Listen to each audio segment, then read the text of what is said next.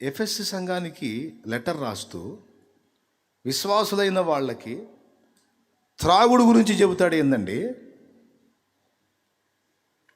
ఇంత లోతైన సబ్జెక్టు వాళ్ళకి రాస్తున్నాడంటే తాగుబోతులు అయి ఉంటే రాస్తాడా? ఒక మాట చెప్పాలి నాకు.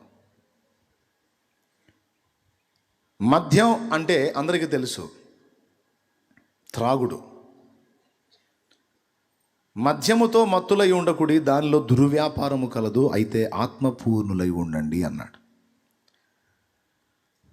అంటే సంఘంలో విశ్వాసుల్లో తాగుబోతోళ్ళు కూడా ఉంటారన్నమాట. తాగుబోతోళ్ళు కూడా ఉంటారా? మద్యపానం చేసి మద్యపానంతో మత్తులై ఉండి ఆ స్థితిలో కూడా అలాంటి జీవితం కలిగి ఉండి కూడా దేవుని సన్నిధికి వస్తారా? విశ్వాసులైన వాళ్ళు దాన్ని విసర్జిస్తారు కదా. విశ్వాసులు త్రాగుడిని వదిలేస్తారు కదా. త్రాగుడు, వ్యభిచారం, సమస్త పాపాలు విసర్జించి మారు మనసు పొంది కదా బాప్తిస్మం పొంది విశ్వాసులై శిష్యులయ్యేది. మరి అలాంటి వాళ్ళకి ఈ మాట ఏంది? మద్యముతో మత్తులై ఉండకుడి అంటే అక్కడ మద్యం అంటే మత్తు కలిగించున్నది అనేదానికి మద్యాన్ని వాడాడు. బహుశా ఎఫెసు సంఘంలో కొంతమంది డ్రింకర్స్ ఉన్నారేమో. కానీ అక్కడ మీలో కొందరు అని అంటే బాగుండు, మీలో కొందరు మద్యం సేవిస్తూ ఉన్నారని తెలిసింది. కొరింథీ సంఘానికి రాశాడు చూడు, 1 కొరింథీ పత్రిక 5వ అధ్యాయంలో, మీలో జారత్వం ఉన్నదన్న వదంతి గలదు, మీలో ఒకడు తన తండ్రి భార్యని ఎలాగా అంటే తండ్రి 2వ మ్యారేజ్ చేసుకుంటే లేదా తండ్రి వరస అయ్యేటువంటి వాని యొక్క భార్యను వీడు ఉంచుకున్నాడన్న పదం వాడాడు అక్కడ.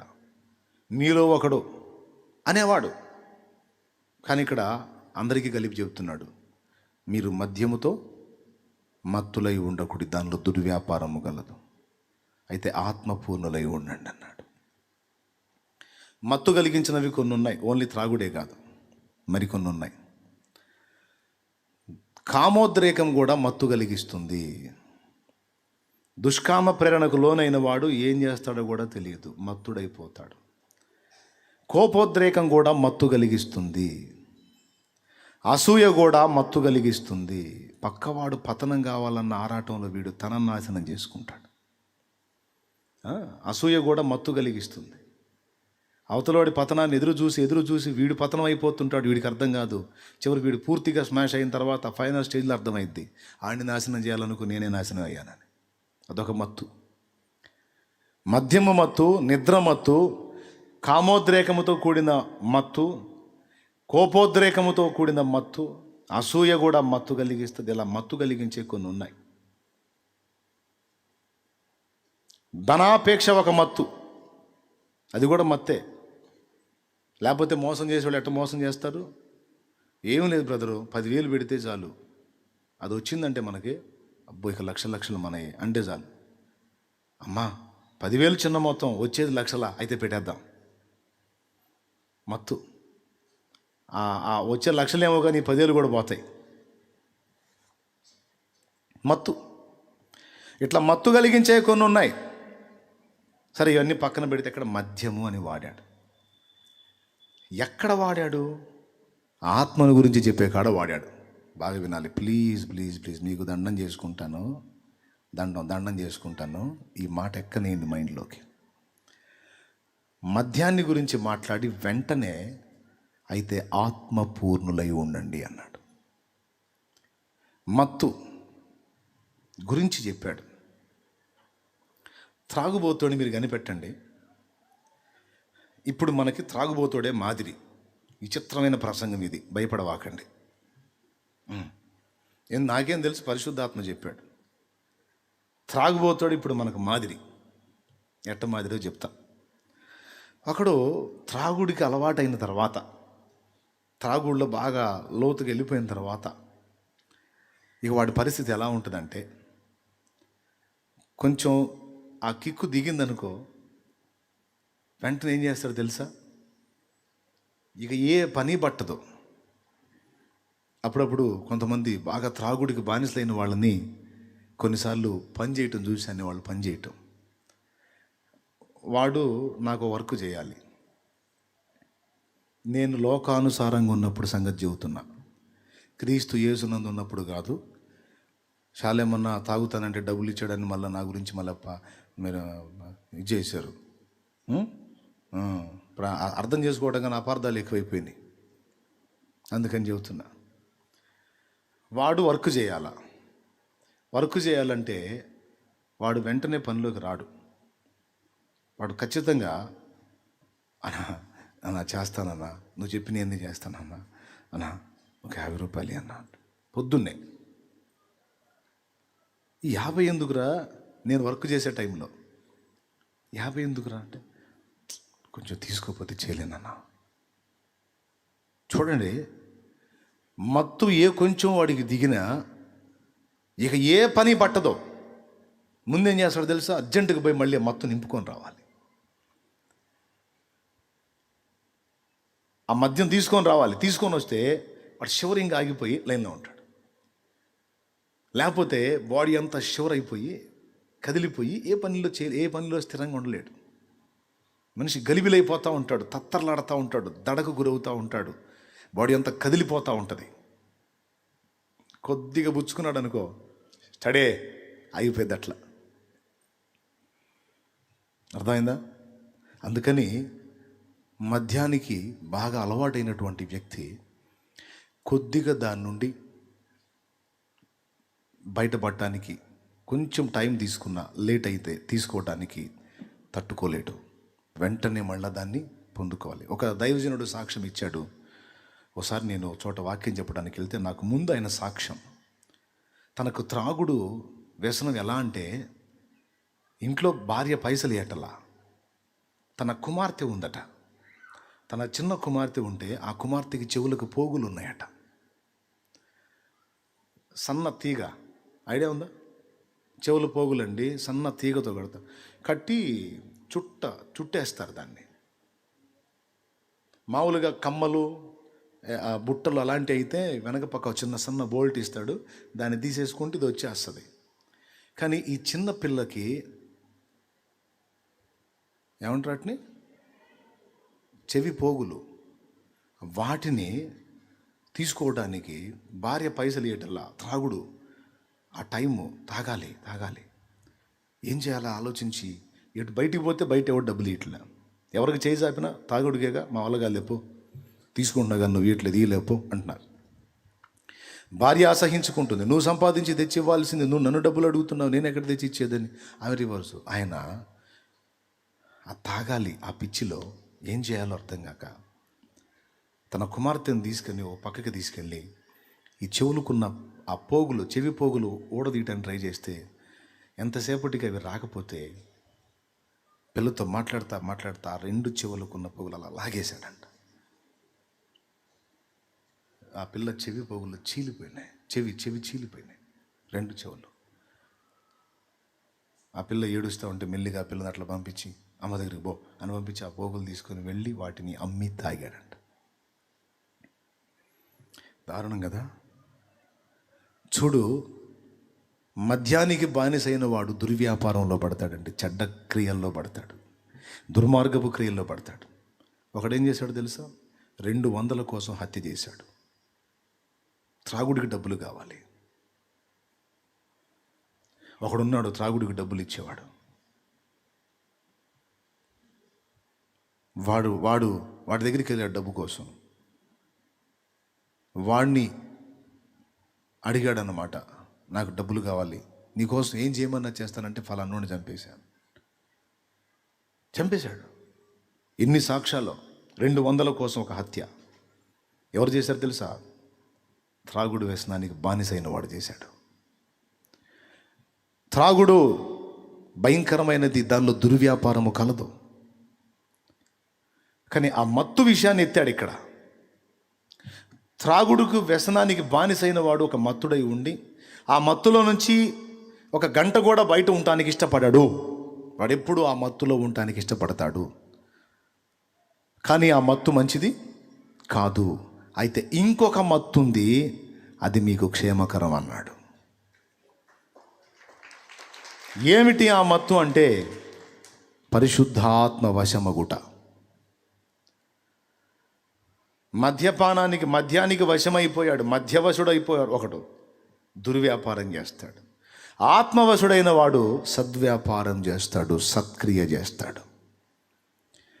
అక్కడ ఏం పోలుస్తున్నాడంటే, క్రీస్తుకి వధువుకి సంఘానికి ఇద్దరికి కలిపి భార్యాభర్తల అనుబంధంతో పోల్చినట్టు ఇక్కడ పరిశుద్ధాత్మ వశులమై మనం ఉండేదానికి, ఆత్మ పూర్ణులమై ఉండేదానికి మనకు మోడల్ మద్యపానం చేసే వ్యక్తిని చూపిస్తున్నాడు. అందులో ఎలా ఉంటుంది అంటే, వాడి మద్యపానం పిచ్చి ఒక గడి అయినా దాని నుండి ఎడబాటు ఇష్టపడ్డాడు. దేవుని విషయంలో నీకంత పిచ్చి ఉండాలి అంటాడు.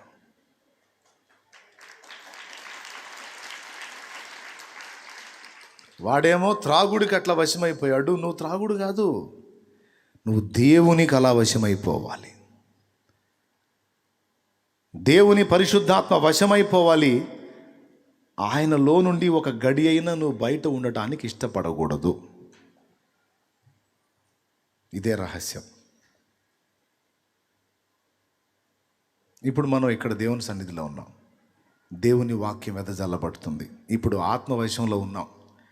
మనకి ఇక ఆయనే ప్రపంచం, ఆయనే ధ్యాస, ఆయనే లోకం.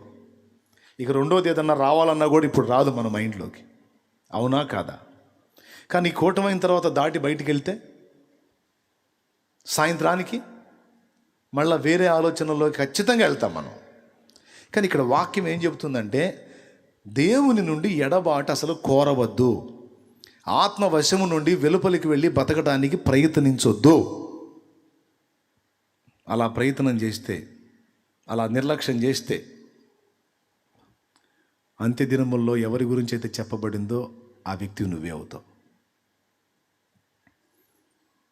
ఎంతమందికి అర్థమైంది?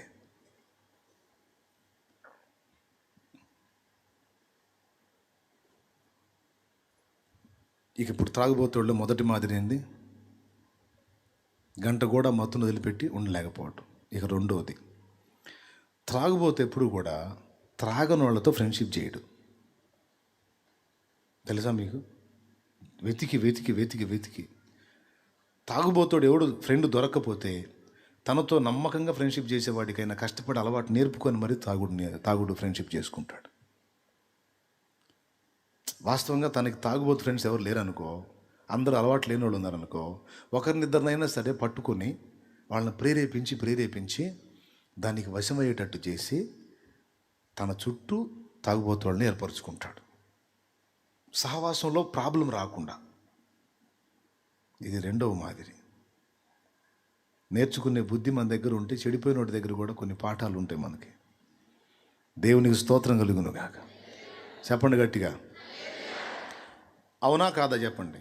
తాగుబోతోళ్ళు తాగని వాళ్ళతో ఫ్రెండ్షిప్ చేస్తారా? అసలు వాళ్ళ ప్రేమ, వాళ్ళ ఐక్యత నిజంగా అండి. ఏ డ్రింకర్ కూడా అసలు ఒరిజినల్ నిజంగా సరైన మందుగాడైతే, సరైన మందు బాబు అయితే ఎట్టి పరిస్థితులు తనతో పాటు నలుగురు ఐదుగురిని ప్రభావితం చేయకుండా ఊరుకోడు. అదొక భారం కలిగి ఉంటాడు. కనీసం నా లైఫ్లో ఒక 5-6 తాగుబోతోళ్ళని చేయాలి. ఎందుకంటే వాళ్ళని ఏదో పాడు చేయాలని కాదు పాపం, తనకి ఇబ్బంది లేకుండా. వాళ్ళని పాడు చేయాలని కాదు, వాళ్ళ మీద మంచి అభిప్రాయం ఉండదు, బాగుండాలనే ఉంటుంది. వాళ్ళు బాగుంటే మరి ఇతనికి అర్థమైందా?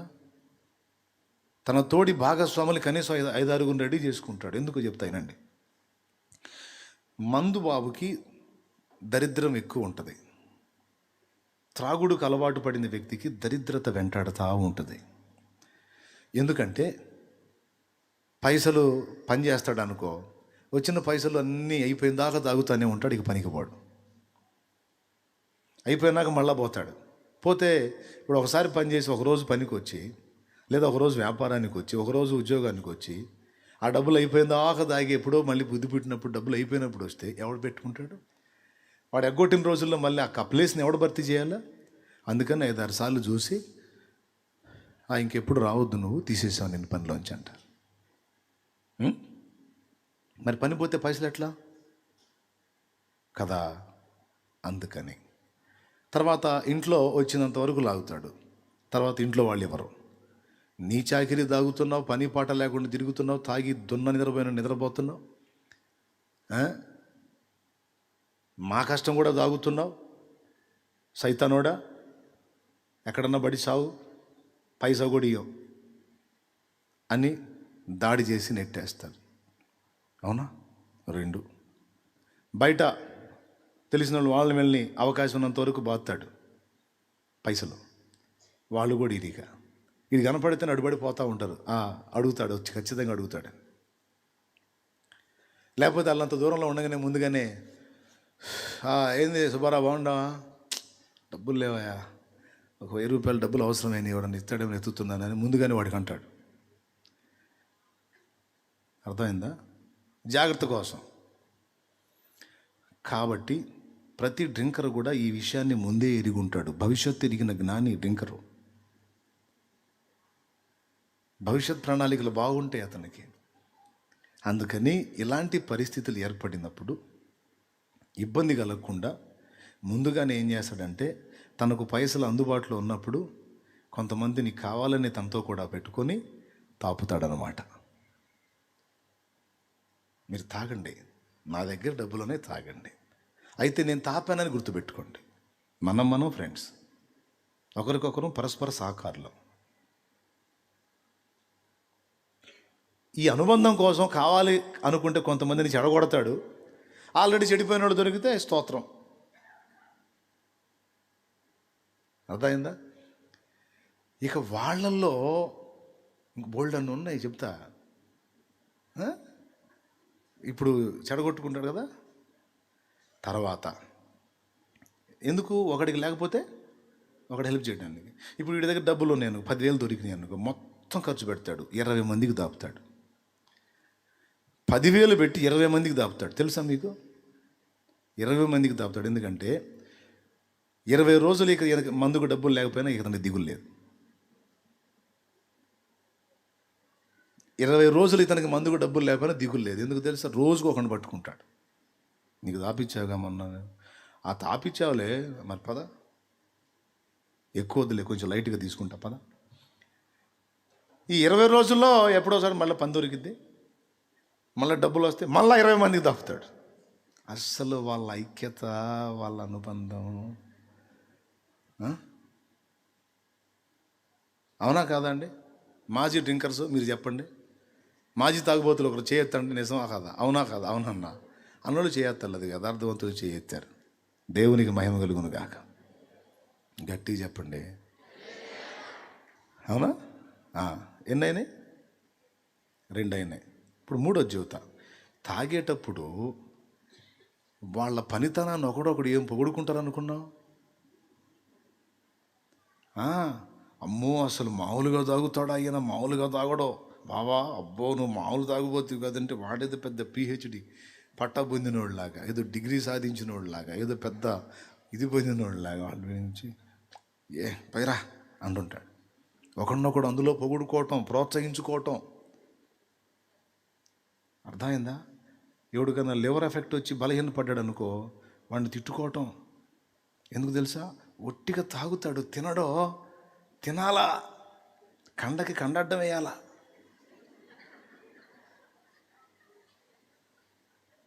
తినాలా. అర్థమైందా? ఆడు తాగి సాగు బతుకుల్లో ఉన్నాడంటే వాడు చేయాల్సింది చేయలేదంట, చేయాల్సింది చేస్తే ఇంతకు మించి ఇంకేముంది అని అందులో తేడా పడ్డాడేమో. ఎందుకు తేడా పడ్డాడో విమర్శ, బాగా తాగి అభివృద్ధి చెందుతున్నోడికేమో ఎంకరేజింగ్, ప్రోత్సాహం. మళ్ళా ఇంకో బిల్డప్.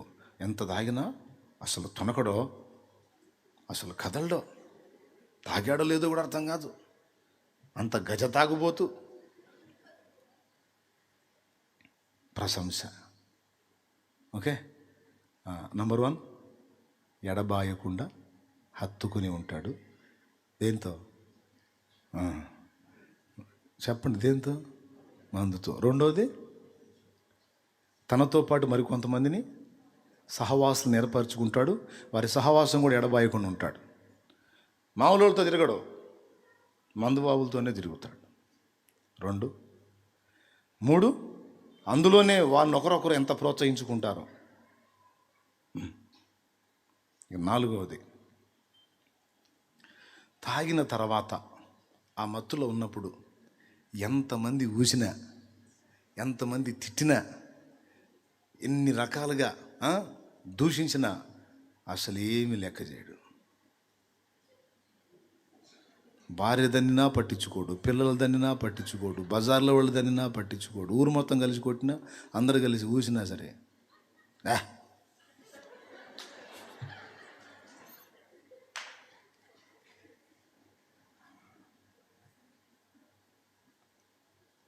నువ్వేందిరా ఇప్పుడు తాగబోతు ప్రశ్న చేస్తున్నావు? చెప్తా, ఇందులో విషయం ఉంది, అందుకని చెబుతున్నాను నేను. 4వది, అవునా కదా? తను అనుకున్న కార్యాన్ని సాధించడానికి ఎంతమంది చేత ఊపించుకోవడానికని ఇష్టపడతాడు. 5వది, అంతము వరకు మందును వదలడు. ఆఖరికి మంచాన పడ్డా కూడా అందుబాటులో ఉన్న వ్యక్తిని ఏమని పిలుస్తాడు తెలుసా? వచ్చినాడు ఏందంటాడు. నేను చూసా, వాడు మంచాన పడ్డదే దానివల్ల, వాడికి గతి పట్టిందే దానివల్ల. అసలు వాళ్ళ మధ్య ఎంత ఆప్యాయత ఉంటుందంటే, తుది శ్వాస విడిచేటప్పుడు తులసి నీళ్ళకు బదులు మందు నీళ్ళే వాళ్ళు పోసేది. ఫ్రెండ్స్ని అలాగ ఏర్పాటు చేసుకుంటాడు. నేను చూశానండి, ఓ బ్రదర్ కొట్టమెట్టాడుతున్నాడు ఫైనల్ స్టేజ్లో. వాళ్ళు 3 రోజులు చూశారు, సావట్ల. చివరికి నిర్ణయానికి వాళ్ళు మాట్లాడు, ఏందిరా వాడు పోయినోడు కాదు, ఉన్నోడు కాదు, పోతే ఆ వంకతో మళ్ళా తాగి ఎగరాల నీళ్ళు.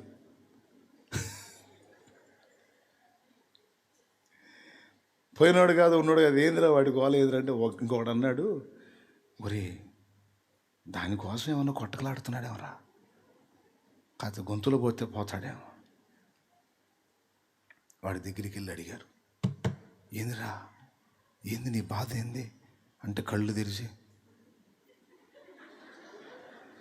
ఒరే అదేరా అని పోయి వాడి రెగ్యులర్గా వాడే మంది అనమాట తీసుకొచ్చి దాన్ని చూపిస్తే, వాడు అప్పటిదాకా ఎట్టున్నాడు దాన్ని చూపించనే కళ్ళు తెరిచాడు. అంటే సిగ్నల్ ఇచ్చాడనమాట, దానికోసమే రా. ఓపెన్ చేసి కొంచెం నీళ్ళు కలిపేదా డైరెక్ట్గా ఆంతను గొంతులో పోస్తే అది తీసుకొని చచ్చిపోయాడు. ఎంత అంకితమై ఉన్నాడో చూడండి దానికి. తర్వాత వాళ్ళ కమిట్మెంట్ చూడు. చచ్చిపోయాడా, సమాధి కార్యక్రమం జరిగిద్దా, గుంటకాడికి పోయాక గుంట తీస్తారు కదా, గుంటలో పెడతారు కదా, ఈ ఒడ్డునున్న ఫ్రెండ్స్ మాట్లాడుకుంటారు, ఏంద్రా తెచ్చావా, ఏంటిది సీసా, ఎక్కడికో తెలుసా, బొందలోకి తేలేదన్న. అరే ఏం మనిషిరా నువ్వు, బాగా తాగినోడురా. అప్పుడు వాడు చెప్పిన బ్రాండ్ ప్రకారం ఆ సీసా తీసుకొస్తే తలాపును పెడతారు, తలాపును పెట్టి బూడిసి పెడతారు, ఎందుకంటే మధ్యలో లేచి తాగురా అని.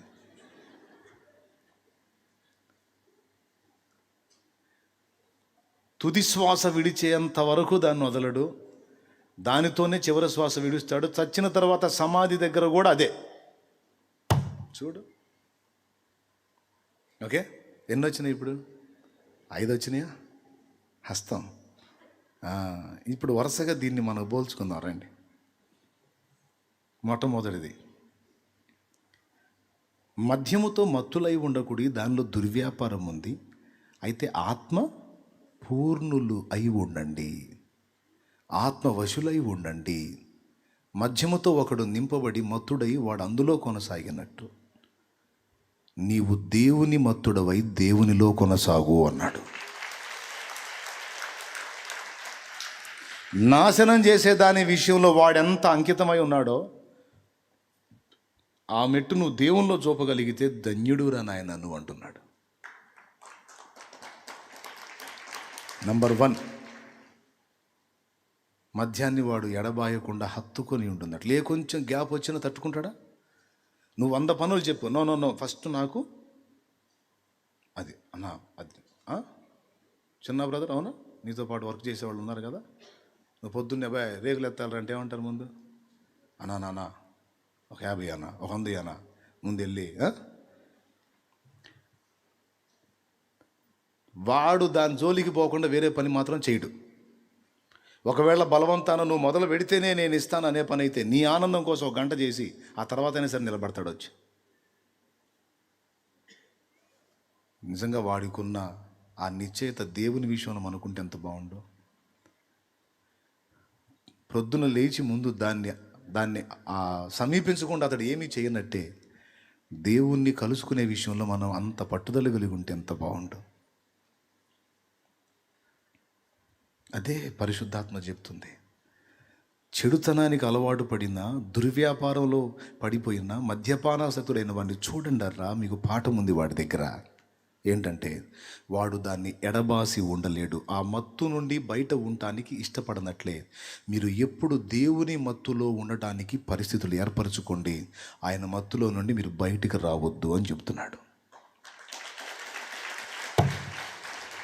దేవునితో ఉన్న అనుబంధం ఒక మత్తు వలె మనల్ని ఆవరించాలి.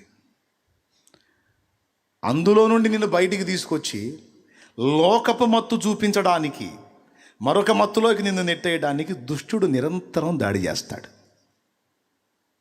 అర్థమైందా? ఏ మత్తు నుండి నిన్ను బయటికి తేవటానికి? దేవుని మత్తు నుండి. విషయం ఏంటంటే మొత్తానికి ఏ మత్తు లేకుండా ఎవడు లేడు. అందరూ ఏదో ఒక మత్తులోనే ఉన్నారు. మనమైతే దేవుని మత్తులో ఉండున్నట్లు జాగ్రత్త పడాలి. ఎవరు మత్తులు? దేవుని నుండి ఎడబాపటానికి ఎవరు నిన్ను ప్రయత్నం చేసినా ముందు దేవుణ్ణి కలుసుకొని వస్తున్నారు.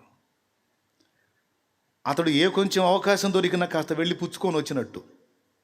సీనియర్ తాగుబోతులను చూసారా మీరు? ఆరంగా తాగుతుంటాడు. అంటే అర్థమైందా?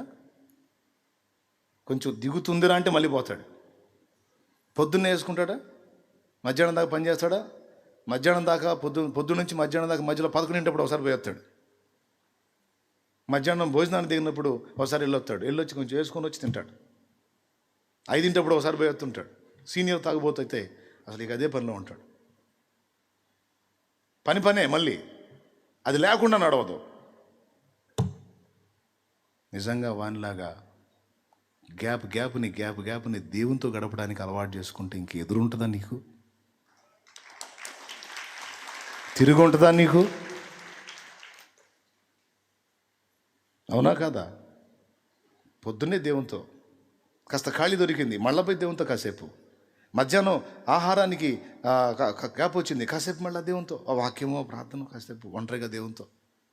సాయంత్రం కాసేపు దేవునితో, రాత్రి వేళ కాసేపు దేవునితో. అమ్మో ఆమెను గదిలిస్తే అదే పిచ్చయ్యా. కొద్దిగా ఖాళీ దొరికితే చాలు డింగు మనిపోయింది, ముసుకెత్తది. ఆయన్ని గదిలించడానికి భయం అయ్యా. కొద్ది ఖాళీ దొరికితే చల్లాడు పోతాడు, ఎందుకు బైబిల్ తీసుకొని చదువుతూ ఉంటాడు. ఏం చేస్తారు వీళ్ళు అసలు? నువ్వేమో లోకపు మత్తులో మునిగిపోయావు, వీరు దేవుని మత్తులో మునిగిపోయారు. ఇక ఆయన నుండి ఎడబాస్తే మాత్రం తేడాపడిపోయింది. తాగుబోతుడికి నరాల వీక్నెస్ వచ్చినట్టు మనకేం ఆత్మీయ బలహీనత వచ్చింది. ఏం బలహీనత? ఆత్మీయ జీవితంలో బలహీనత, వీక్నెస్ వచ్చేస్తుంది. ఇక వాడికి ఇంక ఏ పని పట్టినట్టే మనకు కూడా ఎలా ముందుకెళ్ళాలో అర్థం కాదు. అందుకే చెప్పాడు, ఆత్మపూర్ణులై ఉండండి. మత్తుతోనే పోల్చాడు.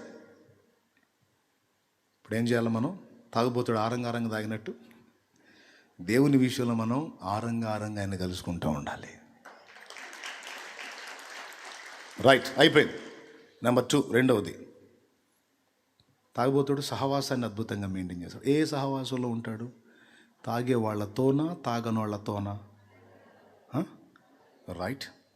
ఇప్పుడు మనం కూడా క్రీస్తు యేసునందు సహవాసం, సహజీవనం ఎవరితో తెలుసా? ఎక్కువ మన వంటి వ్యక్తులతో, భక్తిపరులతో, ఆత్మీయులతో సహవాసాన్ని ఏర్పాటు చేసుకోవాలి. ఖచ్చితంగా ఆ పని చేయాలి. లేకపోతే దెబ్బ. అరే, పాపం చేసే చెడుతనంలో ఉన్నవాడికి అంత జ్ఞానం, అంత తెలివి ఉందే, అంత వివేకంగా వాడు మెయింటైన్ చేస్తున్నాడే, దేవుని సంబంధులకి ఎక్కడ బుద్ధి ఉండదండి? సహవాసాన్ని పట్టించుకోరు. నేను చెప్తున్నా, విశ్వాస అయినా పరిచారకుడైనా, దైవజనులు పాపం ఇవాళ బిజీ అయినట్టున్నారు, అట్టే కనపడలా. దైవజనులకు చెప్తున్నాను, చిన్నదో పెద్దదో ఏదో ఒకటి నువ్వు ఎంకరేజ్ చేయటానికైనా, నిన్ను ఎంకరేజ్ చేయటానికైనా, నీ టైపటు నీలాంటి పరిస్థితి, నీలాంటి భారం, నీలాంటి ఆత్మీయత, ఆ కసి, ఆ పట్టుదల, ఆ భక్తి, ఆ ప్రభావం ఉన్న వ్యక్తుల్ని ఖచ్చితంగా నువ్వు నీ చుట్టూ ఏర్పరచుకోవాలి. అవసరమైతే నువ్వు వాళ్ళతో, వారు నీతో సహవాసం చేయనట్లు అందుబాటులోకి వెళ్ళాలి. సహవాసం తప్పనిసరి, విశ్వాసులకైనా, పరిచారకులకైనా, దైవజనుడికైనా. త్రాగుబోతుడి దగ్గర చూపించి నేర్పుతున్న పాఠం అదే. గతిలేని త్రాగుబోతు తప్ప ఏమాత్రం అవకాశం ఉన్నా, ఏ తాగుబోతైనా కనీసం 10 మందిని మెయింటైన్ చేస్తాడు. కొంతమంది డ్రింక్ మాస్టర్లకి ఇంట్లో గవర్నమెంట్ ఉంటుంది, తాతల తండ్రులు ఇచ్చిన సౌండ్ ఉందనుకో, అధికారిక తాగుబోతన్నమాట. ఏకంగా ఇంట్లోనే బార్ షాప్ పెడతాడు. అధికారిక తాగుబోతు ఇంట్లోనే బార్ షాప్ పెడతాడు. ఎంత అంటే వాళ్ళకి ప్రేమ విందు ఏర్పాటు చేస్తాడు. ప్రేమ విందు అంటే అర్థమైందా? మందులోకి విందు అన్నమాట. చుట్టూ గ్యాదర్ చేసే వాళ్ళకి. క్రీస్తు యేసునందున్న మనం అవసరమైతే తరచుగా పరిశుద్ధుల్ని ఆహ్వానించి మన కలిగిన దానిలో అంత అన్నం పెట్టుకోవాలి, సహవాసం ఏర్పాటు చేసుకోవాలి, పరిశుద్ధుల సహచర్యం ఏర్పాటు చేసుకోవాలి. మన చుట్టూ ఆ వాతావరణాన్ని మనమే నిర్మించుకోవాలి. నేనేదో ఇంకో దాని తెచ్చి ఇందులో కలిపి చండాలం చేస్తాను అనుకోవాకండి, పూర్తి స్పృహతోనే చెప్తున్నా. మరి నేను అది ఇది కలుపుతున్నాను అనే పని అయితే మరి ఇక్కడ దేవుడు ఎందుకు రాయించాడు? మరి అది ఇది ముందు ఆయన అడిగి తర్వాత నన్ను అడగండి. దేవునికి స్తోత్రం కలుగును గాక. హల్లెలూయా. ఓకే, సహవాసం మనలాంటి ఆత్మీయత కలిగి దేవునితో గడిపి పరిశుద్ధాత్మ సంబంధులై ఆత్మవశులై ఉండటానికి ఇష్టపడేటువంటి వ్యక్తులు వాళ్ళు. మనం అందరం ప్రభు మత్తులోనే ఉంటాం కనుక వాళ్ళని కదిలించినా ఆయన మాటలే, మనల్ని కదిలించినా ఆయన మాటలే. వాళ్ళ ఆశ మన ఆశ దేవునితో గడపటమే, ఏకాంతంగా ప్రభువుని కలుసుకోవటమే కావాలి, ఏర్పరచుకోవాలి. కొంతమంది మనగాళ్ళు ఉన్నారు, నేను ఎవరితో కలవనుగా, అసలు సరైనడు ఒక్కడు కూడా లేడు. పాస్టర్లు అందరూ తేడానే, బోధకులందరూ తేడానే, అసలు నేను ఎవరితో కలవనుగా. అయ్యా వచ్చాడు మయ్యా పతివ్రత సాధ్వి శిరోమణి, ఇంకేం లేదు, నమస్కారం చేసేసాలు స్తంభం టిషన్ లేచేదాన్ని. ఎవరు చెప్పారు బాబు పరిసయుడా? ఎవరు చెప్పారు నాయన పరిసయ్య? నువ్వు ఒక్కడివేనా పరిశుద్ధుడు? ఇంకెవరు లేరా? అందరు తేడానేనా? దైవజనుడైనా సరే, ఎవరైనా సరే చెప్తున్నా, ఓవర్ యాక్షన్ చేయొద్దు. ఏ యాక్షను? కొంతమందికి అదో సైకాలజీ అనమాట. ఎదుటి వాళ్ళు ఏ పొద్దు రంధ్రాన్వేషణే, మంచి చూడరు, ఏ పొద్దు రంధ్రాన్వేషణే. ప్రతి మనిషిలో చిన్నదో పెద్దదో ఏదో ఒక లోపం, ఏదో ఒక పొరపాటు ఉంటుంది. ఎదుటి వాళ్ళు తేడా అనుకునే వీళ్ళలో కూడా 24 ఉంటాయి. నేను చెప్తుంది ఏంటంటే, ఎదుటి వాళ్ళలో రంధ్రాలు వెతికినంత వరకు నీ బతుకంతా ఒంటరిగానే బతకాల్సి వచ్చింది. నేను చెబుతున్నా, సహవాసం కావాలి.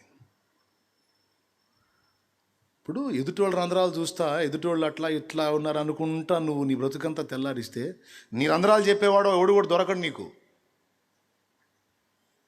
నీ నీ నీ నీ పరిస్థితులు చెప్పేవాడు కావాలా నీకు? ఏమాత్రం పెద్ద మనిషివి నువ్వు, ఏమాత్రం పరిశుద్ధుడివి, ఏమాత్రం ఆత్మీయుడివి, ఏమాత్రం సత్య సంబంధివి, ఏమాత్రం నీతిమంతుడివి. నీకుంటాయి, నీకున్న వాటిని చెప్పేదానికి ఒకడు కావాలి నీకు. పెద్దల గద్దింపు నాకు అన్నాడు. నిన్ను గద్దించేవారు కావాలి, ప్రోత్సహించేవారు కావాలి, వెన్నుదట్టేవాళ్ళు కావాలి, నిన్ను హెచ్చరించేవాళ్ళు కావాలి. అక్క నీలో ప్రార్థన తగ్గిందక్క, అక్క ఆత్మీయత కొంచెం దిగజారుతుందక్క, కొద్దిగా లోకం ఎంటర్ అవుతుందక్క, చూసుకోక్క. అన్నా అన్నా అన్నా కొద్దిగా వెనక్కి జారుతున్నాం అన్నా, అంతకు ముందున్న ఫోర్స్ లేదన్నా, కొంచెం దేవుణ్ణి కలుసుకోవాలన్నా, పదన్నా మనం దేవునితో కూర్చుందాం పదన్నా అనే ఒక ఒక ఒక వ్యక్తి నీకు కనీసం ఒక్కరన్నా ఉండాలి. నేను ఎవరితో ఉండను బ్రదర్, అసలు నేను ఎవరితో ఉండను అంటే నేను చెబుతున్నా, పెందలాడిపోతావు ఆత్మీయ జీవితంలో, గ్యారెంటీ ఇస్తా. పెందలాడు ఒక దారి అవుతావు. తప్పు. ఎదుటి వాళ్ళ దోషాలు నువ్వు చూడటం మొదలు పెడితే, ఇక నీ దోషాలు దేవుని చూడటం మొదలు పెడితే, దేవుడు చూడటం మొదలు పెడితే అసలు ఉంటావు నువ్వు, కాలి బూడిదైపోతావు. కొన్ని దోషాలు ఉంటాయి, కానీ వారి అజ్ఞాన స్థితిని గుర్తెరిగి ఆ అజ్ఞాన కాలములను దేవుడు చూచి చూడనట్టుగా ఊరుకొనెను అన్న మాట ప్రకారం కొంతమందిలో కొన్ని లోపాలు కనిపిస్తూ ఉంటాయి, కానీ దాన్ని సరిచేసే దానికి ఒక టైం ఉంటుంది. అంతవరకు వారిని విసర్జించకూడదు, చేతబట్టే ఉంచాల, చేతబట్టుకునే ఉండాలి. దేవుని కృపను బట్టి మీ అందరికీ నేర్పుతున్న ఈ విషయాలు నాయి కాదు, పరిశుద్ధాత్మ దేవుడు. మీ చుట్టూ కనీసం నలుగురిని ఆత్మీయుల్ని ఏర్పరచుకోవటానికి, నలుగురు ఆత్మీయుల్ని సంపాదించుకోవటానికి. తాగుబోతుడు చూడండి, బయట నుంచి ఆల్రెడీ తాగుబోతులైన వాళ్ళన్నా కలుపుకుంటాడు, లేకపోతే తనతో ఉన్న వాళ్ళని పని కట్టుకొని చెడగొట్టుకున్నా అట్ట తయారు చేసుకుంటాడు. నీకు బయట నుంచి ఆత్మీయులు దొరకలేదనుకో, కనీసం నీ దగ్గర ఉన్న వాళ్ళనైనా సరే దేవునికి కనెక్ట్ చేసి వాళ్ళు నీ వలె దేవుణ్ణి హత్తుకొని ఉండున్నట్లు, వారు కూడా దేవుని మత్తులై ఉండున్నట్లు ప్రేరేపించు. జాగ్రత్త చేతులు దెబ్బలు తగులుతాయి, మెల్లిగా. అరే అంత గట్టి కొడతారు ఎందుకండి, సున్నితంగా ఎలా అనండి.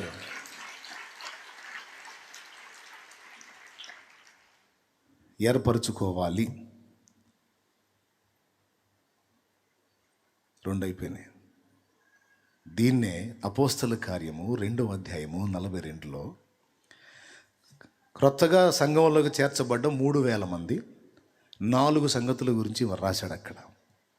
ఈ రక్షణలోనికి వచ్చిన వాళ్ళట అపోస్తలుల బోధయందును సహవాసమందును. అది ఎవరి సహవాసం? అపోస్తలుల సహవాసం, పరిశుద్ధుల సహవాసం. నీకు ఇంటికాడ దొరకలేదనుకో, సన్నిధికి రా. నేను క్రొత్తగా ప్రభువులోకి వచ్చినప్పుడు ఇలానే మెయింటైన్ చేశా తమ్ముడు, తెలుసా? వర్క్ చూసుకునేవాడిని డే అంతా. ఆ వర్క్ దగ్గర కూడా ఒంటరిగా ఉండేవాడిని, నాతో పాటు మిగిలిన వర్కర్స్ ఉండేవాళ్ళు. మధ్యాహ్నం లంచ్ బ్రేక్లో వాళ్ళు కూర్చొని పిచ్చాపాటి మాట్లాడుతుంటే నేను ఒంటరిగా ప్రదేశానికి వెళ్ళిపోయి ప్రార్థన చేసుకునేవాడిని. సాయంత్రం ఇంటికి రాగానే ఫ్రెష్గా స్నానం చేసి బైబిల్ గ్రంథం తీసుకొని నేరుగా చర్చికి వెళ్ళిపోయేవాడిని డైలీ. నేను చెప్పటం కాదు, మన ఆయన వచ్చి ఆయనే చెప్పాడుగా. ఎవరైనా సాల్మాన్ అన్న, కావాలంటే ఆయన నంబరు ఉంటుంది, మీరు ట్రై చేయండి, ఏమన్నా ఇస్తాను నేను. డైలీ నేను, నాతో పాటు ఇంకో తమ్ముడు ఉన్నాడు రమేష్ అని. నేను మారు మనసు ముందు ఆ చిన్నోడిని చూశాను నేను, నాకంటే చిన్నోడు కొంచెం. సాయంత్రానికి మాతో పాటు వర్క్ చేసేవాడు, ఇంటికి వచ్చి ఫ్రెష్గా స్నానం చేసి వెళ్ళిపోయేవాడు మందిరానికి. వీడేంద్రా ఏదో పెద్ద డ్యూటీకి పోయినట్టు పోతున్నాడు సాయంత్రానికి అనుకుని ఒకరోజు ఫాలో అయితే చర్చికి పోతున్నాడు. అనుకున్నాను నేను. తర్వాత నేను దేవుని తెలుసుకున్న తర్వాత ఆ తమ్ముడితో పాటు ఇక నేను పోవటం మొదలుపెట్టా.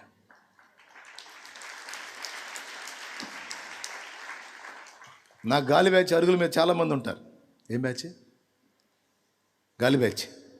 పనికి మాలిన ముచ్చట్లు, పనికి మాలిన వ్యవహారాలు మాట్లాడే వాళ్ళు అరుగుల మీద కూర్చొని చాలామంది ఉంటారు. వాళ్ళతో కూర్చొని హేదరా ఏ సంగతే అనుకొని కాసేపు పనికి మాలిన మీటింగ్లు వేసుకోవచ్చు. కానీ ఎప్పుడైతే దేవుని మార్గంలోకి వచ్చానో ఇక నేను వాళ్ళ దగ్గర కూర్చున్నానంటే నన్ను పాడు చేస్తారని నాకు తెలుసు. అందుకే నేను దేవుని మత్తులో ఉండాలి కానీ లోకపు మత్తులోకి వెళ్ళకూడదు. అందుకని వాళ్ళు పిలిచినా నేను కూర్చునేవాడిని కాదు, ఇక్కడ దాకా వెళ్ళొస్తానని వెళ్ళేవాడిని. ఎక్కడికి వెళ్ళేవాడిని? మందిరానికి వెళ్ళేవాడిని. ఇంటికాడ మరి నాకు అందరూ అన్యులే. నేను 2 చేయాలా, వాళ్ళని మార్చుకోవాలా లేదా వాళ్ళ దగ్గర నుంచి దూరంగా పోవాలా. మార్చుకోవడానికి అంత నాలెడ్జ్ ఇంకా నాకు రాలేదు. అప్పుడే క్రొత్తగా దేవునిలోకి వచ్చాను గనుక నేను దేవుని మందిరానికి వెళ్ళి అక్కడున్న పరిశుద్ధులతో సహవాసం ఏర్పరచుకునేవాడిని. దైవజనుడు దొరికితే 2 మాటలు మాట్లాడదాం, దొరక్కపోతే ఆయన కోసమే మనమే ఇబ్బందిగా ఎదురు చూసేది ఏం లేదు. ఆయనకుండే పనులు ఆయనకు ఉంటాయి కాబట్టి కనీసం సహోదరులన్నా కనపడతారు. ఒక్క సహోదరుడన్నా కనపడితే అతని నుండి వాళ్ళ ఇంట్లో ఎట్లా, వీళ్ళ ఇంట్లో ఎట్లా, ఆ సినిమాలో వాడు చూసావా అసలు సూపర్ ఉంది సినిమా, ఈ సోది ఏమి ఉండదుగా. రాజకీయ మీటింగులు, సినిమా ముచ్చట్లు, ప్రక్క ఇళ్లలో వ్యవహారాలు ఇవన్నీ ఏమి ఉండవుగా. పరిశుద్ధుడు కనపడితే దేవుని మాటే కదా వస్తుంది. అదే కావాలి. డైలీ అదే పని చేసేవాడు. ఎంత సీరియస్ మ్యాటరో చూడండి. ఇది ఎంతమంది చేస్తారు మనలో. ఆ శుక్రవారం, కొంతమందికి శుక్రవారం అన్న సంగతి కూడా గుర్తుండదు. ఆదివారం అన్న సంగతి కూడా గుర్తుండదు. వాళ్ళు ఇళ్ళ ముందుగా తెల్ల బట్టలు వేసుకొని బైబిల్ తీసుకొని పోతుంటారే, వయమ్మ ఇది అలా ఆదివారం కదూ, నా మధ్య మరి పాడుగాను, బిడ్డ మరిచిపోయింది పాపం. మత్తెక్కి బాగా లోకం పిచ్చెక్కి ఆదివారం అన్న సంగతి కూడా మరిచిపోయింది, శుక్రవారం అన్న సంగతి కూడా మరిచిపోయింది. అయ్యో నామైంది పాడుగానేంది, శుక్రవారం మరిచిపోయా. దేవుడి ప్లేస్లో నేను కానీ ఉన్నట్టయితే ఆ తలకు పెట్టి టపి టపి టపి కొట్టి మర్చిపోయావు. అందుకే నేను ఆ ప్లేస్కి వెళ్ళలేదు. ఆ పిచ్చి మహారాజు కాబట్టి దీర్ఘ శాంతం గలవాడే. నువ్వు కృతజ్ఞతాహీనంగా ప్రవర్తించిన చిరునవ్వుతో నీకెళ్ళి కృపతో చూస్తున్నాడు.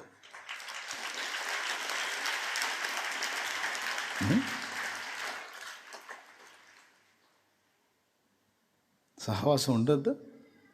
నీ గృహం దగ్గర పరిశుద్ధుల సహవాసం దొరికితే వెళ్ళి కలు. వాళ్లే నీకు. ఇక్కడ తాగుబోతుడే మనకు మాదిరి. పొర్రపాటును కూడా ఒక తాగుబోతుడు తాగునోడితో తిరగడం అది సీరియస్, చాలా సీరియస్ మ్యాటర్. ఎందుకు తిరగడం తెలుసా? నేను వీడితో తిరిగానంటే నేను మానుకోవాల్సి వచ్చింది. నేను చేయకూడదు ఆ పని. ఖచ్చితంగా తాగుబోతుడు దేవుడు ఆడుకుంటాడు. నాకు తెలిసిన ఒక అతను ఉన్నాడు. ఏ ఊర్లో కన్నా తీసుకెళ్ళు, సారా ఎక్కడ అమ్ముతారో కనుక్కొని వస్తాడు. ఏ ఊరికన్నా తీసుకెళ్ళను, నిజం మైండ్ పోయిద్ది నాకు.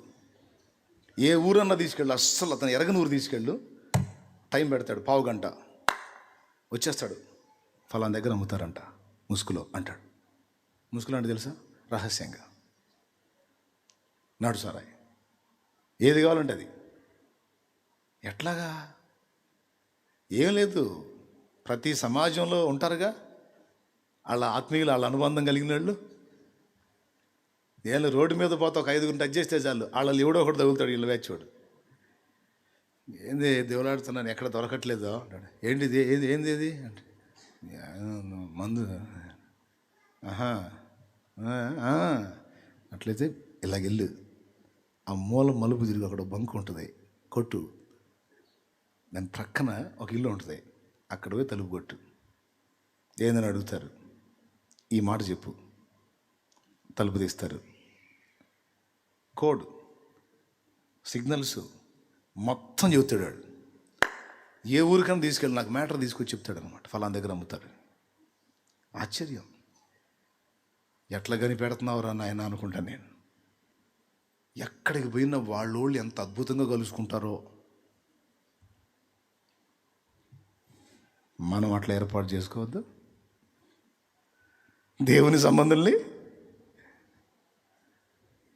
దేవుని సంబంధమైన మత్తులో మనం ఉండి పరిశుద్ధుల సహవాసాన్ని ఎడబాయకుండాలి. గ్యాప్ ఇచ్చామా, ఎడబాసామా, అవుట్ అయిపోయినట్టు, నువ్వు చల్లారిపోతావు. సమస్య లేదు. అక్కడ తెలివిగా వ్యవహరించి అది జరగకుండా జాగ్రత్త పడు. నీ చుట్టూ ఉన్నవాళ్ళు కొంచెం చల్లారిపోతే అవసరమైతే నువ్వన్న వాళ్ళని రేపు వాళ్ళని తిరిగి మండించు. వాళ్ళు మళ్ళీ రన్నింగ్లోకి వచ్చిన దాకా కష్టపడు. ఆ తర్వాత ఒకవేళ నువ్వు బలహీన పడితే వాళ్ళు నిన్ను మండిస్తారు. నీకంటూ దేవునితో ఉన్నప్పుడే ఒంటరితనం, కానీ తర్వాత నీకంటూ పరిశుద్ధుల సహవాసం తప్పనిసరి. అందుకే చెప్పాడు దేవుడు. మూడోది ఏంటి? రెట్టి విరిచుట ఎందును. అయిపోయింది ఆ సెక్షన్. సహవాసం దగ్గర మాత్రమే వాడా ఈరోజు ఆ వచనాన్ని. దేవునికి మహిమ కలుగును గాక. రైట్. అసలు వాళ్ళు ఒకళ్ళనొకళ్ళు ఎంత ఎంకరేజ్ చేసుకుంటారు. ఫలానా రోజు ఇన్ని సీసాలు తాగాడు, ఫలానా రోజు అంత తాగాడు, అసలు ఏం టచ్చింగ్ లేకుండా తాగాడు, పచ్చి మందు తాగాడు, తాగాడు. అమ్మమ్మమ్మ, వాళ్ళు ఎంత ప్రశంసలో, వాళ్ళు ఎంత ప్రోత్సాహమో, ఆ తాగే కళని గురించి ఎంత బాగా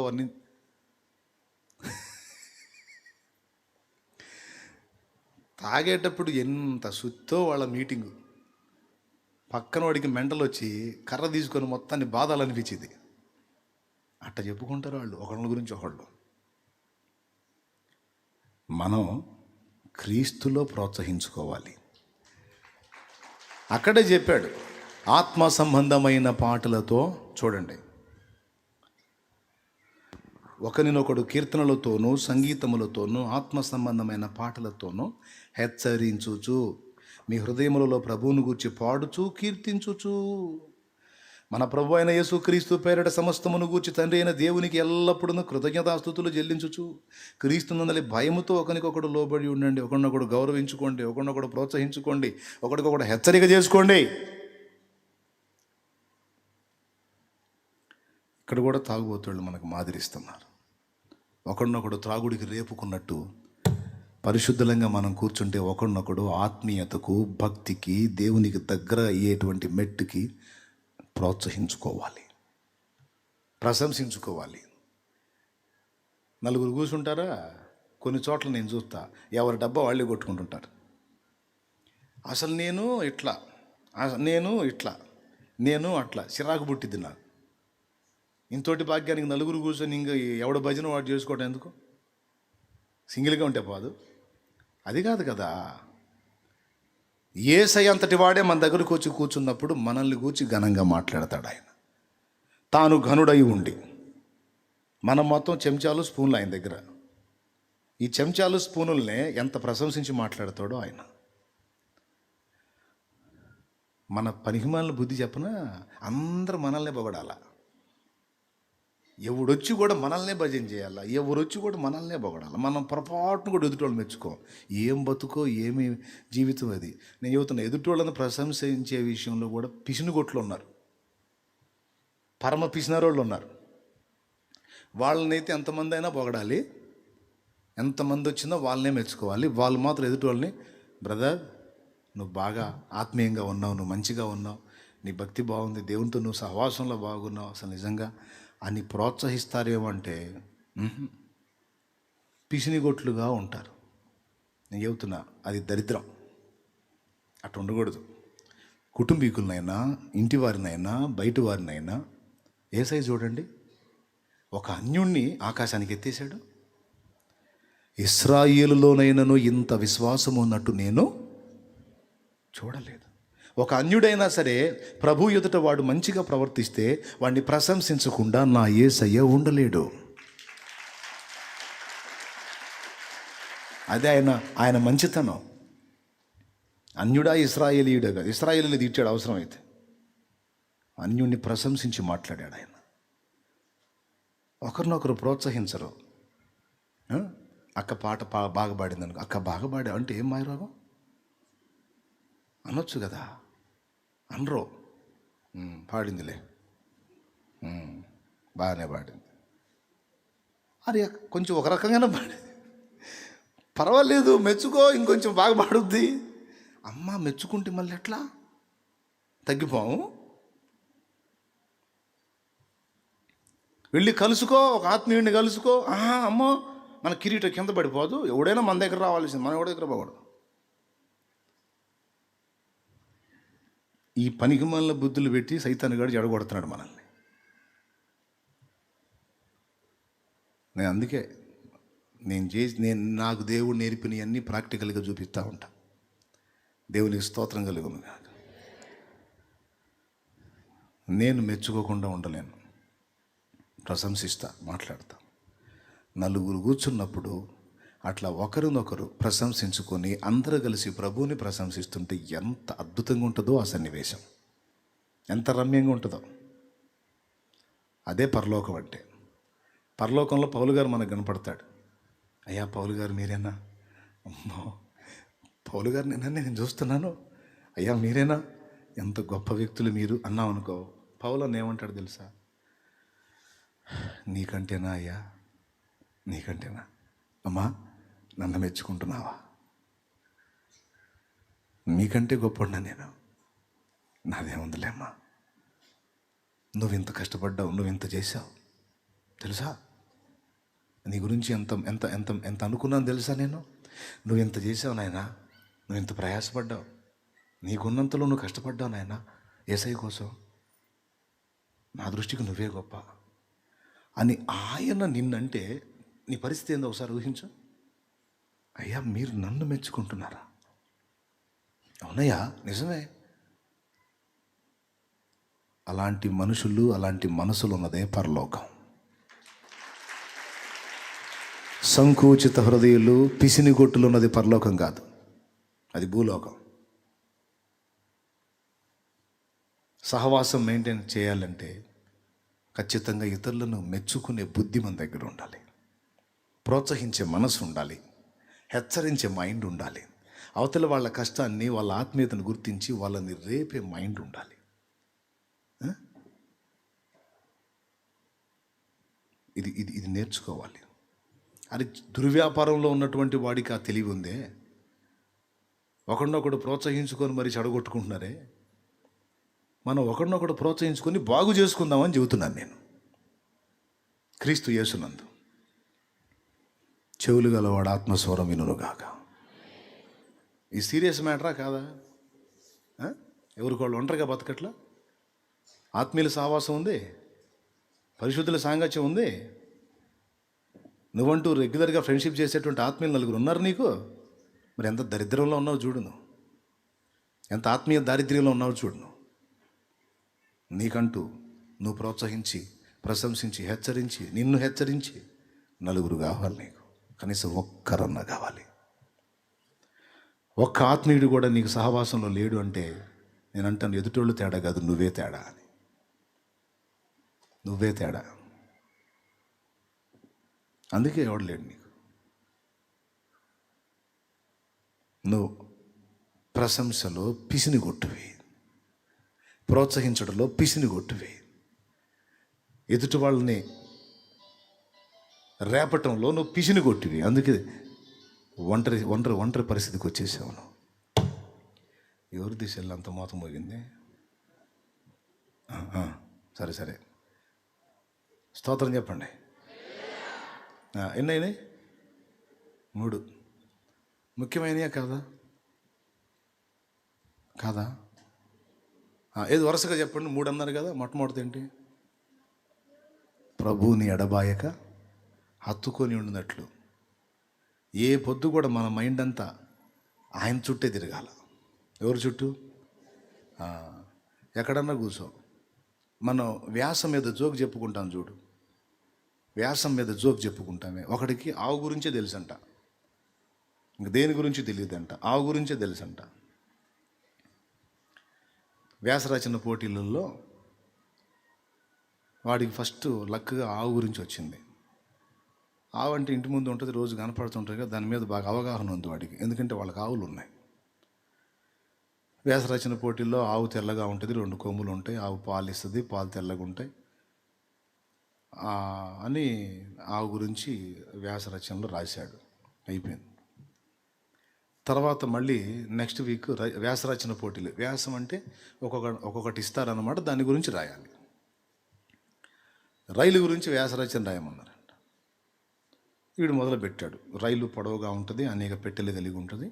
రైలు పెట్టెలో కూర్చొని మనం బయటికి చూస్తే పొలం కనపడుద్ది, పొలంలో ఆవు కనపడుద్ది, ఆవుకు 2 కొమ్ములు ఉంటాయి, ఆవు తెల్లగా ఉంటుంది, ఆవు పాలు ఇచ్చిద్ది, పాలు కాగబెడితే పెరుగు అయింది, ఆ పెరుగుని చిలికితే వెన్న వచ్చిద్ది అని మొత్తం ఆ మ్యాటర్ రాశాడు. ఆవు గురించి రాయమన్నది వీడిని దేని గురించి రాయమన్నారు? పెద్దగా చెప్పండి. వీడు ఎటుపోయాడు చివరికి? సరే వదిలే. బస్సు గురించి రాయండి. బస్సు గురించి వ్యాస రచన పోటీ రాయమంటే బస్సు అనేక సీట్లు కలిగి ఉంటుంది. డ్రైవర్ నడుపుతాడు, కండక్టర్ టికెట్లు కొడతాడు. బస్సులోంచి కూర్చొని బయటికి చూస్తే పొలాలు కనపడతాయి. పొలాల్లో ఆవు కనపడిద్ది. ఆవు తెల్లగా ఉంటుంది. ఆవుకు 2 కొమ్ములు ఉంటాయి. ఆవు పాలు ఇచ్చిద్ది. పాలు కాగబెడితే పెరుగు అయింది. పెరుగు చిలిగితే వెన్న వచ్చింది. వెన్న కాగబెడితే నెయ్యి అయింది. నాకు సరే చివరికి కొండ గురించి వ్యాసం రాయమని, కొండ గురించి వ్యాసం రాయమంటే కొండ ఎత్తుగా ఉంటుంది. అనేక రాళ్ళు ఉంటాయి. పెద్ద పెద్ద బండలు కూడా ఉంటాయి. ఆ కొండల మీద ఆవు మేస్తుంది. ఆవు తెల్లగా ఉంటుంది. ఆవుకు 2 కొమ్ములు ఉంటాయి. ఏదన్నా చెప్పి వీడు ఆవు దగ్గరికి వెళ్ళాలి. సరే తాటి చెట్టు మీద వ్యాసం రాయమన్నా. దేని మీద? తాటి చెట్టు మీద వ్యాసం రాయమంటే తాటి చెట్టు పొడవుగా ఉంటుంది, నిటారుగా పెరుగుతుంటుంది. తాటి ఆకులు వస్తాయి, తాటి ముంజలు వస్తాయి, తాటి కాయలు వస్తాయి. ఆ ఆకుల్ని తీసుకెళ్ళి పాకాలు కప్పొచ్చు. ఆ పాకాల్లో ఆవును కట్టేస్తారు.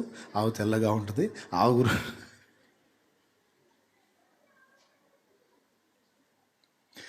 నువ్వు ఏదన్నా చెప్పు, చివరికి వాడు వచ్చి ఎక్కడ ఆగుతాడు? మన వ్యవహారం ఎవడు ఏదన్నా కదిలిచ్చిన చివరికి మనం మాత్రం పోయి దేవుడు అన్న కాడే ముగించాలి. దేవుడు అంతేగా. యేసయ్య వాడు కొండ అన్నాయి, బస్సు అన్నాయి, రైలు అన్నాయి, తాడి చెట్టు అన్నాయి, కొబ్బరి చెట్టు అన్నాయి, ఏదన్నా అన్నాయి.